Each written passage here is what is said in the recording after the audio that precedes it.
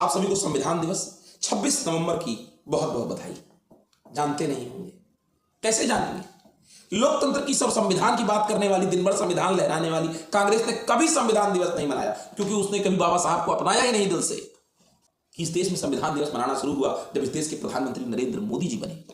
आज लोकसभा में और लगभग भारत के सभी विधानसभाओं में, उत्तर प्रदेश में तो जरूर, इस संविधान दिवस को मनाया गया। मोदी जी की सरकार ने संविधान दिवस मनाना शुरू किया और पहली बार के संविधान दिवस में शायद शामिल भी नहीं हुए थे ये लोग।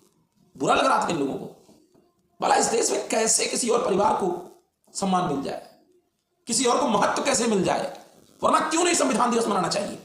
जरूर मनाना चाहिए। बाबा साहब के लिए सम्मान की बात है कि और हमारे देश के लिए सम्मान की बात है, एक इतना शिक्षित व्यक्ति भारत को मिला।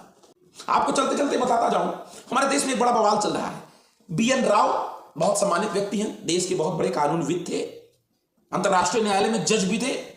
एक विवाद क्या चल रहा है कि भारतीय संविधान को लिखा किसने, बनाया किसने, बाबा साहब ने या फिर BN राव ने? कभी डिटेल में वीडियो बनाऊंगा, लेकिन एक बात चलते चलते बता दे रहा हूं कि इस संविधान की पहली ड्राफ्टिंग BN राव ने ही की थी। नेट पर मौजूद है, विकिपीडिया पर। और उन्होंने सब कुछ बना करके, ड्राफ्टिंग कमेटी में वही थे, सब कुछ बना करके उन्होंने ड्राफ्टिंग कमेटी के अध्यक्ष बाबा साहब को दिया। बाबा साहब ने उनके बनाए ड्राफ्ट का स्क्रूटनी किया, चेक किया, फाइनलाइज किया, लेकिन वास्तविक तौर पर पूरी ड्राफ्टिंग BN राव ने की थी। उनके महत्व को नकारा नहीं जा सकता, लेकिन एक एक क्लास पर बहस, किसको रखना है, किसको नहीं रखना है, किसके क्या दूरगामी परिणाम होंगे, क्या नहीं होंगे, क्या इसमें उचित है, अनुचित है, तत्काल देश काल परिस्थिति और भविष्य के देश काल परिस्थिति के अनुसार, ये दूरदर्शिता बाबा साहब ने दिखाई। यह सत्य है कि संविधान को लगभग पूरी तरीके से मूर्त रूप से तैयार किसने किया? BN राव ने किया।